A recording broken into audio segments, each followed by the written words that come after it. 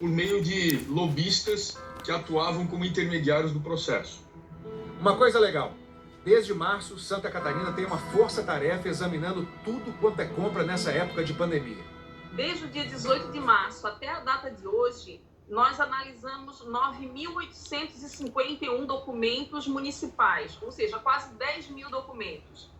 Dessa documentação, 401 documentos estão sob análise nessas condições, de documentos que podem conter alguma possível irregularidade. Também nesta semana, mais investigações foram abertas em São Paulo. O Tribunal de Contas do Estado e o Ministério Público apuram se houve superfaturamento na compra de 3 mil respiradores da China por 550 milhões de reais.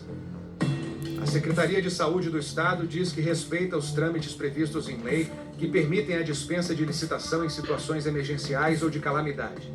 O governo de São Paulo criou uma corregedoria extraordinária para supervisionar compras, parcerias e demais ações relacionadas ao combate ao coronavírus.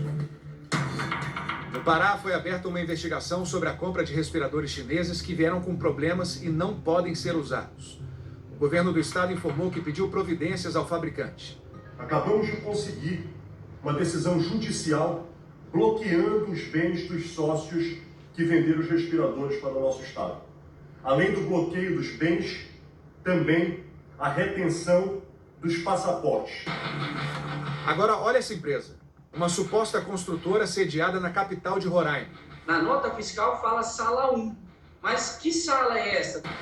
Uma empresa que foi criada em 1999 da construção civil e prestação de serviços, ela emitiu a primeira nota dela, número 00001, para a venda de máscaras, que é superfaturada no valor de R$ 53 cada uma.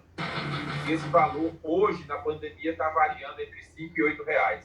Foi a compra de 16 mil máscaras nesse valor. Só o fato de uma construtora estar vendendo equipamento hospitalar, isso não chamou atenção? O governador autorizou a compra de máscara, de material médico hospitalar, a uma empresa da construção civil. O que ocorre é que o processo não seguiu o rito normal e também não houve autorização dos órgãos de controle. E o pagamento antecipado foi feito sem meu conhecimento. Logo que eu soube da situação, iniciamos um processo de investigação. Exonerei 9 servidores. Tem mais. A compra de respiradores também está na mira da justiça. Esses respiradores custaram muito caro, custaram 4 vezes o preço. Houve um pagamento antecipado de um valor superfaturado. Houve um pagamento de 6 milhões e 400 e poucos mil. Então, houve crime em relação à violação à lei de licitações, houve ato de improbidade administrativa por parte da empresa e do ex-secretário de Saúde e por vários servidores. Não conseguimos contato com a tal construtora, chamada Aiplan Construções, Comércio e Serviços, nem com o ex-secretário de Saúde de Roraima. Em Guarulhos, São Paulo, uma encrenca na compra de máscaras. O preço, até antes dessa pandemia, que o município comprou máscara aqui na cidade, era ao custo de 11 centavos. Para R$ 6,20, nós temos aí uma diferença de aproximadamente 5.500, 5.600% de diferença. Uma simples busca na internet, a gente encontra a mesma máscara hoje, em torno aí de R$ 1,80, R$ 1,50, o valor unitário de compra. A conta ficou em mais de R$ 1.800.000. A prefeitura diz que mais de 200 cotações de preços foram solicitadas para as máscaras e que apenas 6 empresas apresentaram propostas, sendo escolhida aquela que ofereceu o menor valor naquele momento. A nota da prefeitura diz também que abriu sindicância para acompanhar o processo, que vai com certeza colher elementos que vão atestar a lisura do processo. E termina afirmando que as máscaras foram entregues nos prazos. A compra está sendo investigada pela Justiça. A empresa Inova Med Comercial Eireli, que vendeu as máscaras, diz que o valor de R$ 6,20 se tratava do valor de mercado do produto naquele período, face à sua elevada demanda e escassez no mundo. A empresa afirma que está à disposição da Justiça. Mato Grosso. A Prefeitura de Rondonópolis comprou gato por lebre. 22 respiradores por R$ 4.136.000.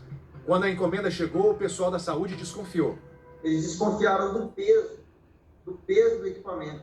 Decidiram abrir as caixas e testar pelo menos o equipamento. Foi nesse momento que eles constataram a fraude e abriram todas as caixas e viram que todas as caixas estavam ali adulteradas.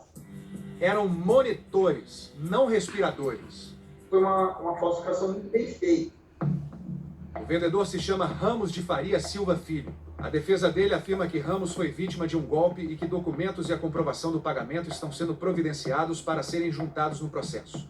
Os advogados também dizem que ele se dispõe a devolver os valores. Quem adquiriu esses equipamentos que foram entregues aqui em Rondonópolis foi o próprio vendedor que se encontra preso aqui em Rondonópolis.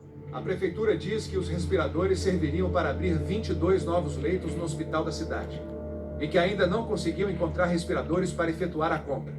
Não há quem conteste a necessidade de haver compras emergenciais e medidas urgentes para atender às necessidades da pandemia. A questão que se coloca agora, e o desafio colocado para o Brasil e para vários países do mundo, é como conciliar a necessidade de compras rápidas com a fiscalização também muito importante. Justamente por atingir não só os cofres públicos, mas por atingir a vida das pessoas que estão morrendo no nosso país, alcança uma gravidade muito maior do que aquela de um simples crime contra a administração pública. É por isso que o repórter Eduardo Faustini não para. É para saber, cadê o dinheiro que estava aqui?